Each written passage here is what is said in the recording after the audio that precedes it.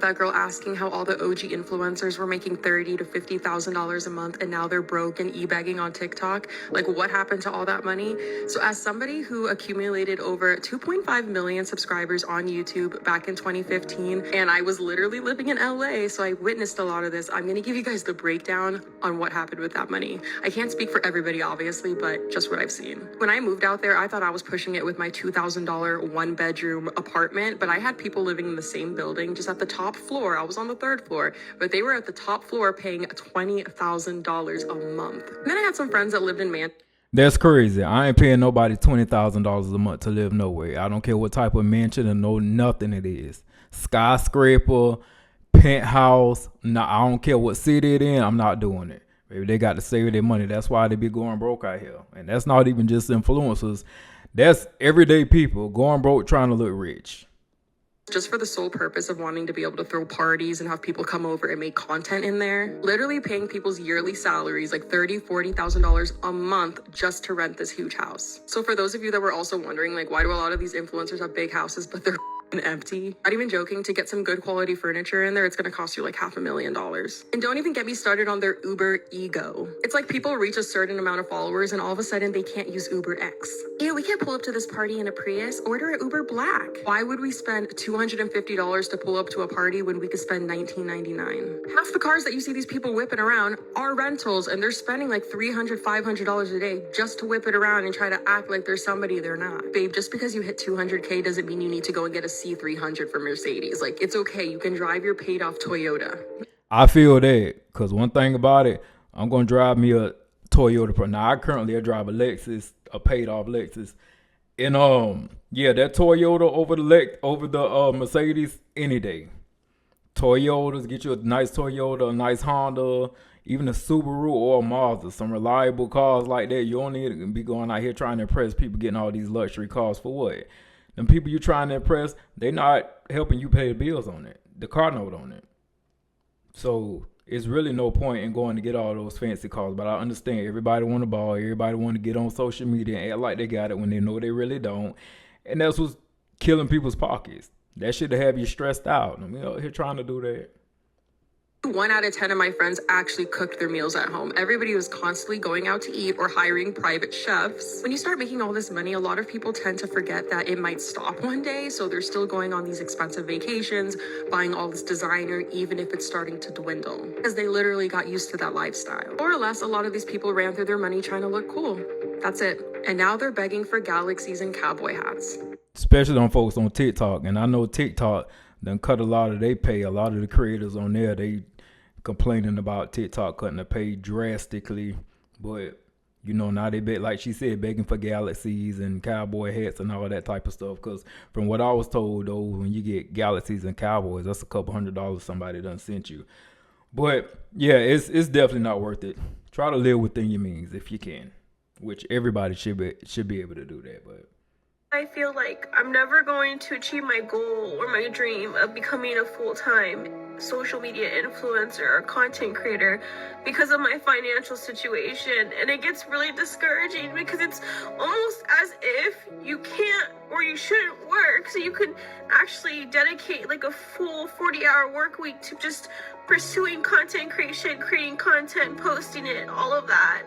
And it's almost as if you have to like be married to somebody who is rich, or you don't have to work in that relationship, or you have parents that can provide for you.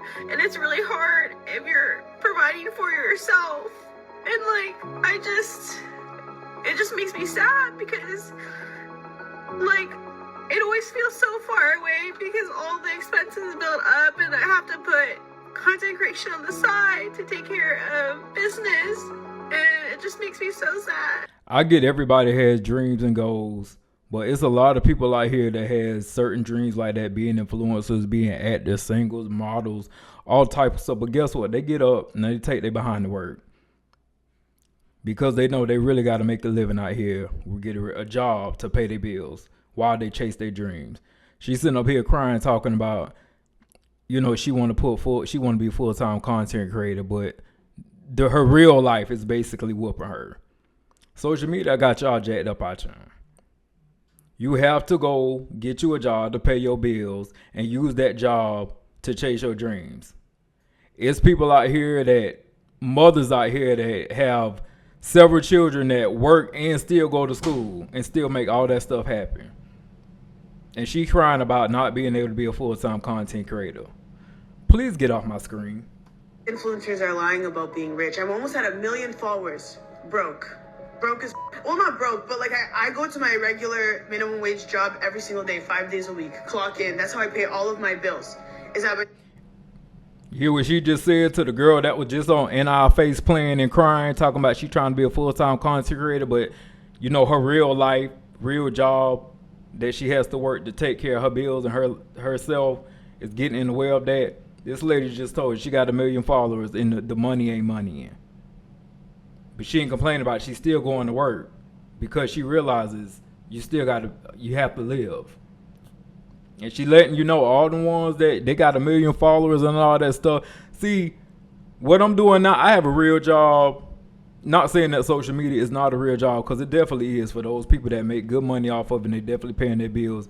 But I have a regular job and I'm doing this on the side because I enjoy doing it. But even when my channel blows up, because it will, I'm still going to work my job.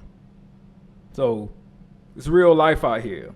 And this lady is telling you people got 1 million followers and they're not making money like that. A lot of these influencers, they lying about their lifestyle. They lying to y'all. It's all social media. None of this stuff is real. I did my taxes and I only got 3 brand deals this year, each for $2,000, which works out to like $500 extra a month. Amazing, gorgeous. I can never be happier. But I'm just saying $500 a month is not livable. You know, like, but I am super grateful for it. But I'm saying that's all that I got. Like, you could see, you know? And I think just these influencers are lying to you. I think because they're either trying to sell you a course or tell you how great their life is after, you know, you've insulted them. But there's nothing up here. I'm up here now with everybody else, and I'm telling you that there is nothing up here. And the f*** is this? I went from having a fat ass house. I had to downsize to an apartment because I had to make that YouTube money stretch. This is when I was like getting on 9 to 5s. I told myself I would never get a 9 to 5 because I was making so much bread on YouTube. I'm like, hell nah, 9 to 5 not for me. Like, I'm not working no job. You see that? She said she was 9 to 5s. Basically thinking she was better than the 9 to 5, and then life humbled her. See, I don't know. Social media got it so jacked up, making people think having a regular 9 to 5, you know, is just the worst thing in the world. It's not. Use your 9 to 5 to chase your dreams. But let's go ahead and let her tell us how she was humbled.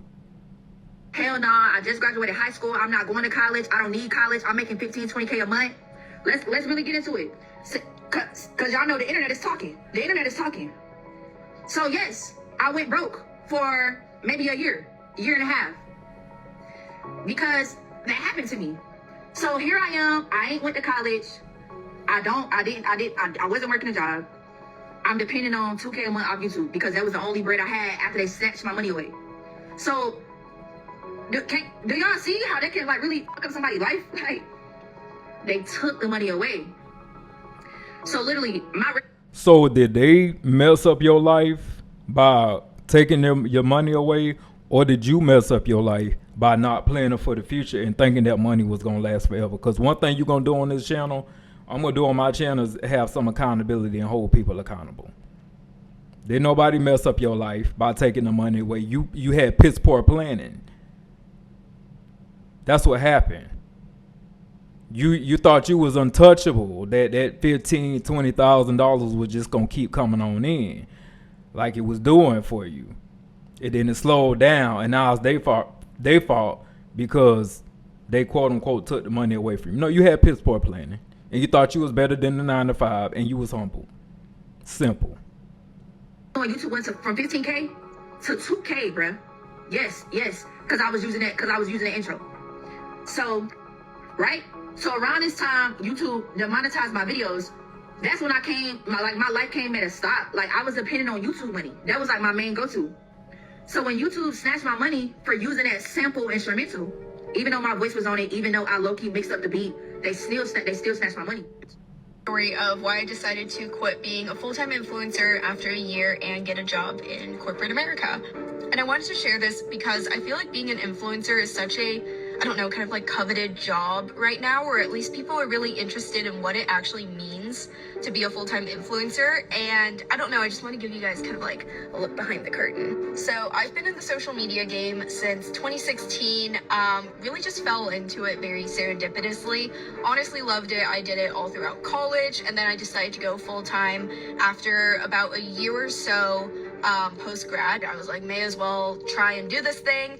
And after a year, I was like, you know what? I just don't think that this is for me. So reason number one why I decided to not be a full-time influencer anymore is honestly money.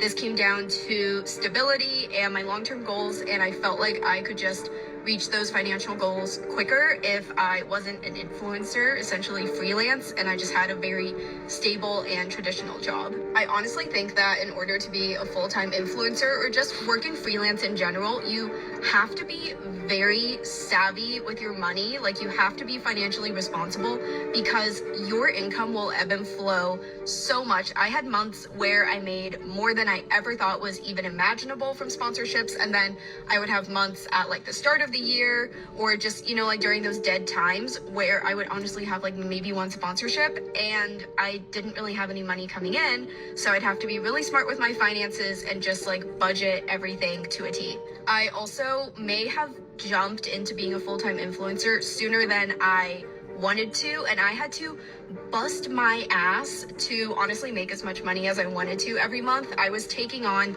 I'm not even joking, like 12 sponsorships a month just to make ends meet. So I think she made some really good points. You really have to be financially savvy. Learn the game and save your money. Don't go out here trying to blow all your money. And, you know, once it starts coming in, I know a lot of people get excited because they may have never seen that much money, you know, hit their accounts at one time. But with being a social media influencer, you have to be realistic about it.